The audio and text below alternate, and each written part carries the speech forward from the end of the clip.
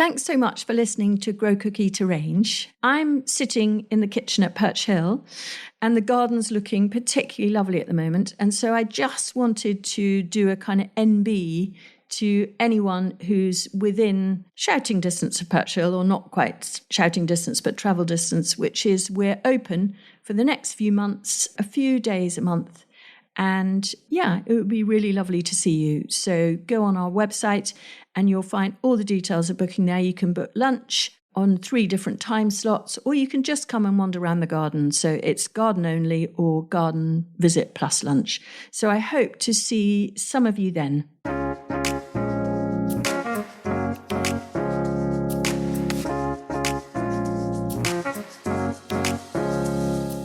Welcome to Grow Cook Eat Arrange, the podcast of me, Sarah Raven, and various different guests. And today I'm rejoined by Anna Greenland. And Anna, amazingly, was very early on one of the guests on the podcast because we were talking about her really wonderful book, I love it, called Grow Easy, about growing veg for kind of beginners, really. And it's very empowering and beautiful, as is everything Anna. If any of you want to refer back to that to hear more about her book and her sort of setting out as a vegetable grower in Suffolk, it's episode 36. So check it out. It was in October 21, amazingly. So it was just when we were coming out of lockdown, wasn't it, Anna? Welcome, by the way. Sorry, I was wittering on. Hello. Hello. Hi, Sarah. Yeah, it was just off the back of lockdown. I think that's what sort of boosted the book, really. People going back to the land during the pandemic. So yeah, it's funny to think it's been that long since we last spoke. But yeah, I think rearing children has dominated in the few years since. Absolutely. But I first met Anna at Soho Farmhouse, the one in Oxfordshire. And will you just talk us through, just to introduce everyone to you, your sort of background? You were a model and then you came out and you started growing veg, basically. Yeah. So I left London and the sort of fashion industry in my early 20s, really. So I've been doing that through my teens and through university a little bit. And then, moved down to Cornwall and just I grew up in the countryside. So I feel like it was pulling me back and wanted a life that was more connected to nature, I suppose. Jamie Oliver had opened his restaurant at the time, 15 Cornwall, and I started waitressing there because I didn't really know what I was going to do, and just got completely sucked in by that open kitchen that they had there and all the growers locally that would come in with armfuls of produce and dump it on the pass, and all the chefs would get very excited. So I'd say that was the kind of the tipping point for me, where I thought, actually, this is something that I'm really interested in. I had a little greenhouse where I lived and I've been playing around with that. My mum's a great gardener. My grandmother was a great gardener. So it was laying kind of dormant. And I think just having that experience with 15 and then, having my own space to grow just sort of brought it all together, really. And then didn't you start supplying 15 flowers to start with and then I did. I did. And it's so funny. It's that sort of confidence of youth that I think now I would be second guessing myself thinking, God, I don't have the knowledge to do that. But it was that sort of bravado of being in my early 20s, almost not knowing enough to be worried about it. Exactly. And so, I said, I'd love to start supplying. I took on a bit of land. It was about 1/4 of an acre. I just read lots of books. I had your book. I had Joy Larkham's books, possibly a Charles Dowding, I'm not sure. But I just read a lot and I just got started. And sometimes I think, maybe that is a good way of doing it. And so, I used to waitress during the day, and it was about a 45-minute drive from the farm to 15.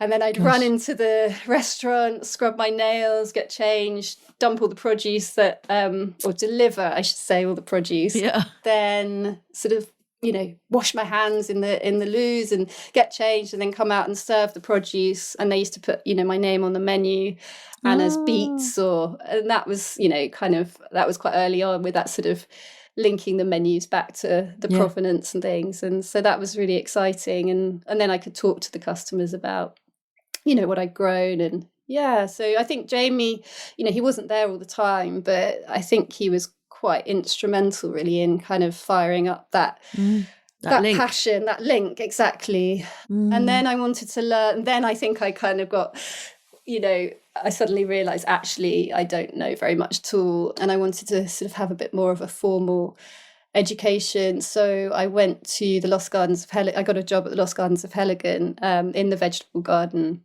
which was a perfect sort of learning ground, really, because they do everything to the letter. Yes.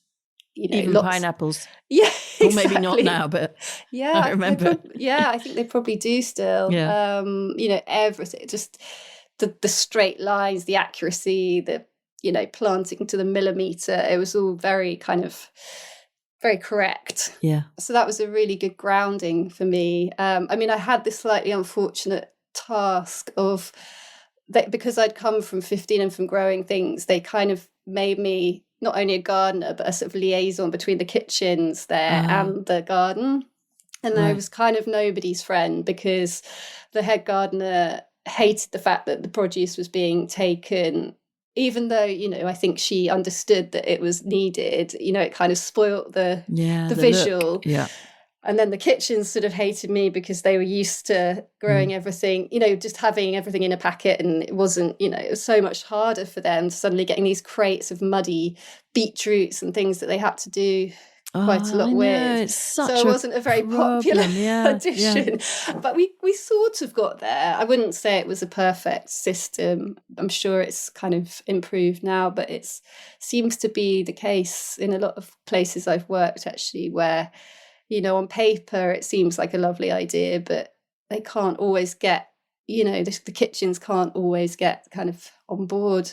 Yeah, it's really, I've worked with in a similar role in a few places, and I have to say, it's always been a real uphill struggle of just that the chefs are busy and they need it in a certain way and a certain size, or, and the gardeners know about cut and come again and what produces a lot. And so I remember endlessly battling at the National Trust restaurant, Sissinghurst, trying to get the chefs to actually write recipes around things like chard or kale or whatever that we could produce in vast quantities so easily. But they weren't interested. They wanted to just do their recipes and us to supply the ingredients to fit those.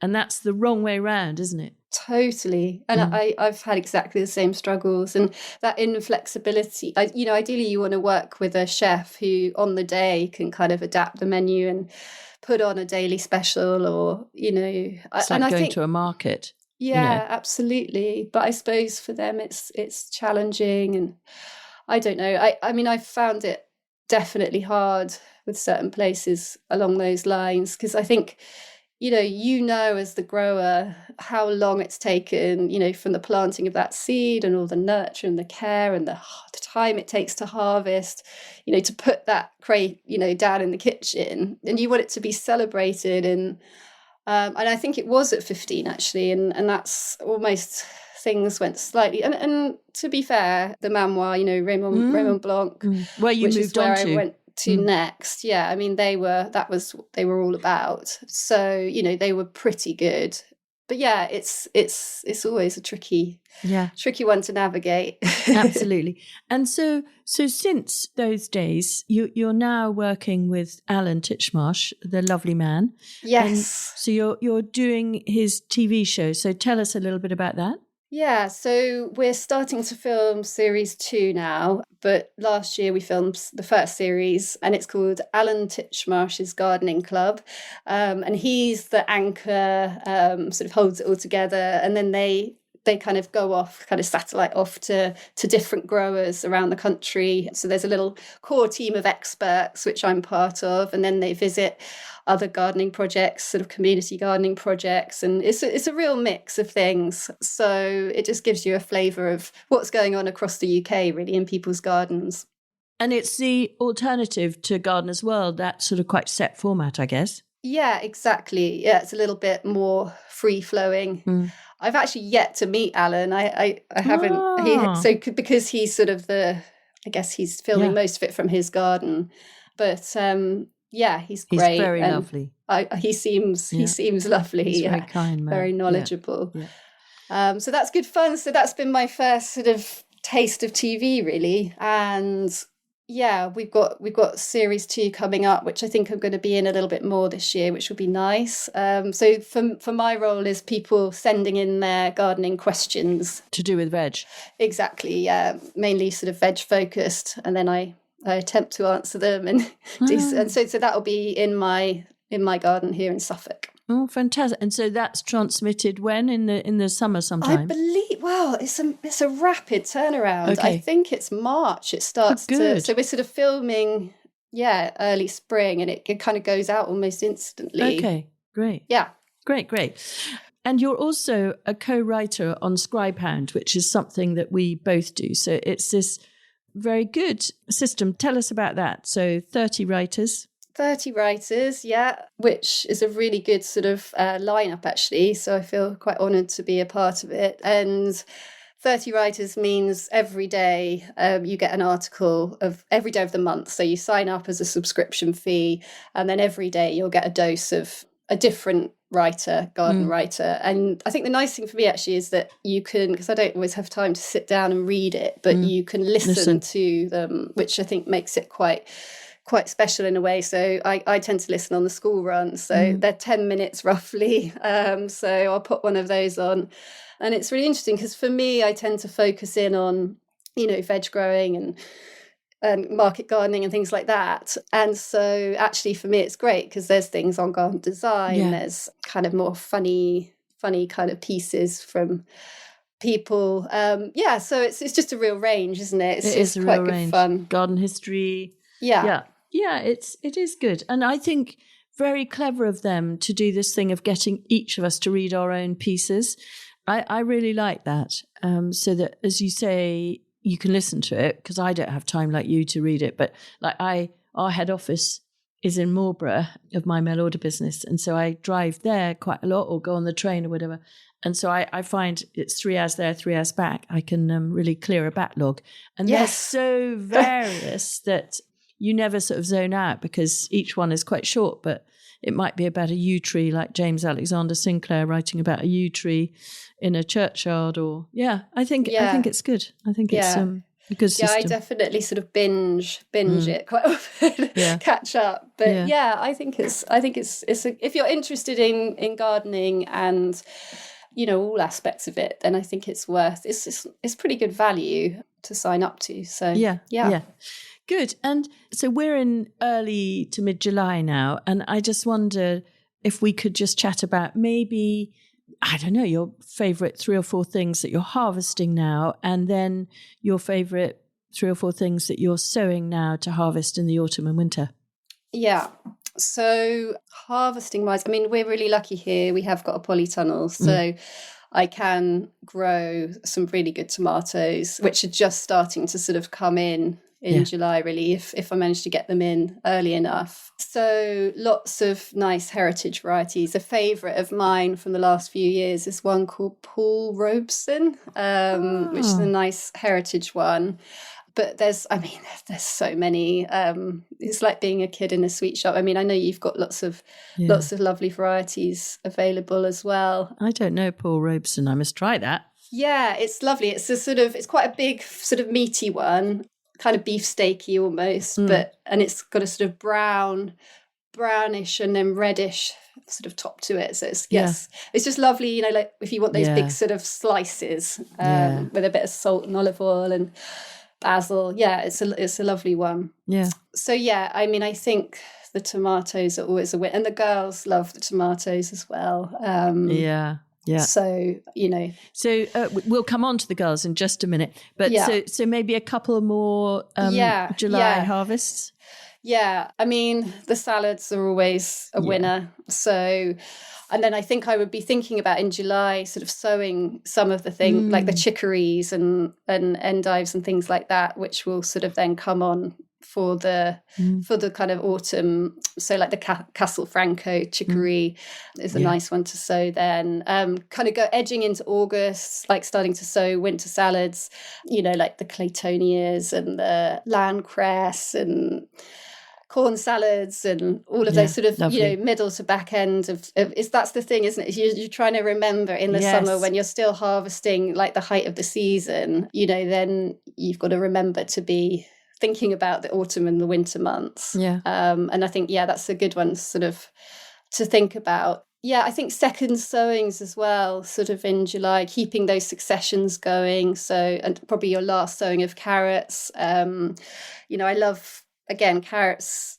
I think, yes, in winter they're great as sort of bulk for stews, but if you can still be picking them quite small through the kind of late spring and early summer, then they're lovely. Nantes is always a winner as a variety. But there's some lovely ones, with the sort of purple outer and the orange core, and they're quite fun. And all the baby beets.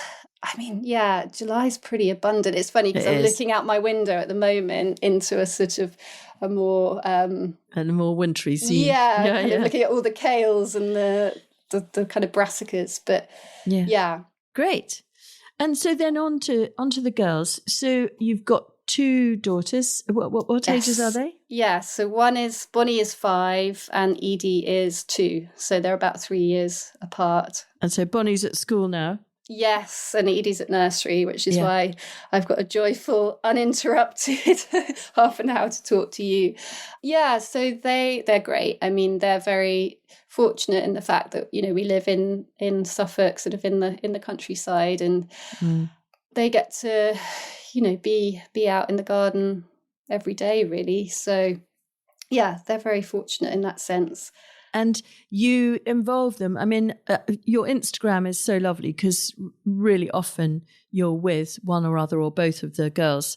So you really involve them in the garden. And I know you've started lecturing and teaching, haven't you, on how to garden with children. So will you chat to us a little bit about that? I haven't actually started the courses as of yet, but that is something in the pipeline for the future. And I think I do a lot on Instagram and socials, sort of showing people what to do with kids. And I mean, it's it's funny, really, because I mean, obviously you project this sort of image on social media that everything's going really well and they love it. And that is true. But there's also, the days where it'll be a beautiful day and you say, oh, come on, out you come, let's go and do some gardening. And, Bonnie will just say, oh, no, I just want to stay in and, play with my doll's house, or I want to, it's not all peachy, dreamy sort of, as I'm sure how raising children is unpredictable. So I kind of go with it when, I'll always suggest it, but I don't want to force it and it to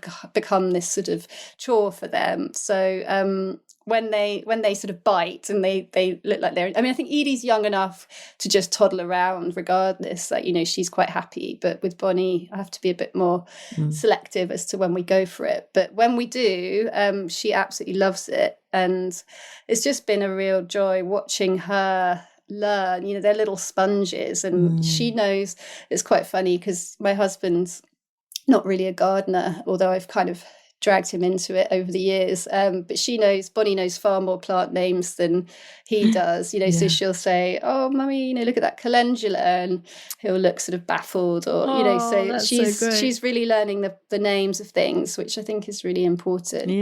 But I think as well, just giving them some sort of ownership over things. Like she's had a raised bed this past year, which has been hers, and that sort of entices her outside a lot more. To see what's germinated, what's doing well. Yeah, exactly. And just, I think it's more about just creating a nice environment for them to be in than necessarily... I find it really hard not to sort of micromanage, and I'm quite a perfectionist when I come to my garden. So, watching her kind of put something in the wrong place, or, I have Jiggly to really, lines. I have to really kind of rein in my desire to get involved and meddle. So I think that's why it's nice to give her her own space that she can just be quite free with. And I think just creating areas, like we did a teepee last year with lots of climbing nasturtiums and some sweet peas. And I think just a den, an area, like creating fun as opposed to it being all about the kind of the growing. And then the growing sort of comes alongside that. Yes. And doing sort of fun things. Like she loves going and picking lots of flowers and making potions. Yes. And kind of more crafty based things, like, I don't know, building the teepee was sort of one of them, but, making little insect hotels. And yeah. Have you tried flower pressing with her? Do you know, we have put some in, we haven't done it properly, but we've sort of put them in books and things, which she's found good fun. And what about grazing? Does she have a favourite thing, or are there a few favourites that she loves eating? Yeah, they love, I think if you're going to grow with kids, you've got to plant some berries. So, raspberries are a big hit, strawberries. The little ones sort of worked out how to get under because I've got them netted, and I've found her a few times sort of underneath the netting, just sitting in the middle of the strawberries, just picking them off. Oh, that's so sweet, yeah. So, yeah, anything like that. But then weirdly, Bonnie, she likes to eat things like chard and kale, which is does she? I mean, it goes through phases, but she's always been okay with those, and so they're quite the rainbow chard is quite a nice one. Anything colourful for the kids, So, I mean, your kind of all your wonderful cut flowers are, sort of a dream for children, and I think dahlias. Yeah. Particularly, like, I think nothing has given me more joy actually than seeing Bonnie with a little basket and some scissors going off to cut flowers in the garden, and coming back with a big sort of bundle of them and putting them in jam jars. And, it's just that kind of anything for kids that's colourful, I think is really nice. And it's so memorable, isn't it? I remember my eldest daughter, one morning I was needing to take her to school. I think she was sort of 7 or 8, and I just couldn't find her anywhere. And it was sort of just towards the summer holidays at this time of year. And I was shouting, and I just literally couldn't work out what had happened. And in the end, I found her in the greenhouse, just like you say with your daughters in the strawberry patch, in the rows of tomatoes, just eating sun golds and just shoving them like berries into her mouth. And she just amazing. She's always loved tomatoes, and particularly they're so sweet, sun gold, aren't they? She just couldn't believe her luck that she'd found these things. Is she interested in cooking and gardening now? Or?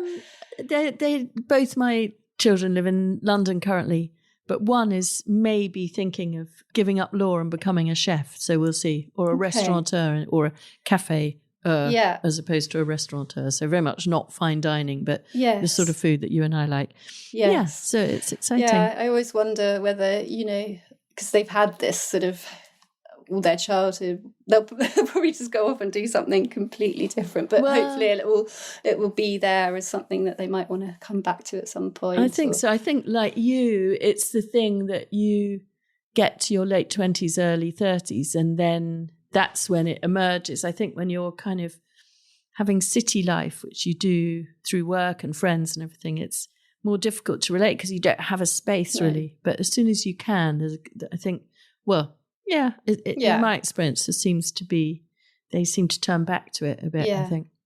I think what I find interesting with the garden is that the kids will try lots of things out in the garden that you wouldn't necessarily get them to try if you put it on a plate in the house, in the kitchen, and things like I mean neither of them I wish quite understandably that into sort of salady, lettucey type things at this point, but Bonnie will eat, she loves claytonia, and I think there's something about that sort of fleshy leaf when she's outside that she really enjoys. So that idea of kind of linking it to always back to sort of eating and, or sensory things like, popping seed heads and smelling herbs and just anything that gets their senses kind of firing is definitely basil. They've always loved my too. Oh, it's so nice to talk to you, Anna, and so many lovely things to think about sowing and growing and to do with one's children as the summer holidays approach. So very, very nice to see you, and really good luck with the Alan show. Oh, thanks, Sarah. It's lovely to see you too.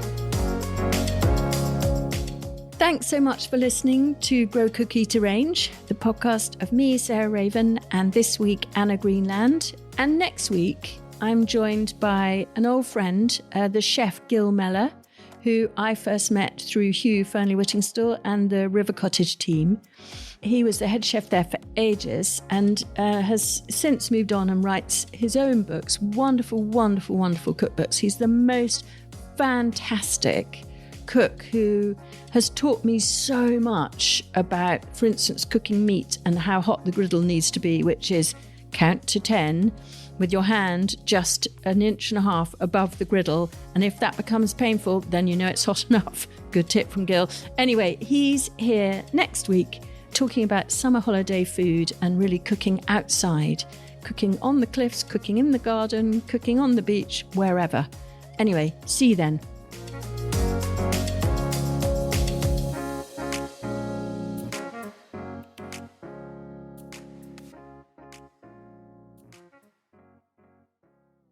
You can find more information, photos and advice sheets on all the plants and recipes we talk about on this podcast by heading to the show notes or at sarahraven.com/podcast.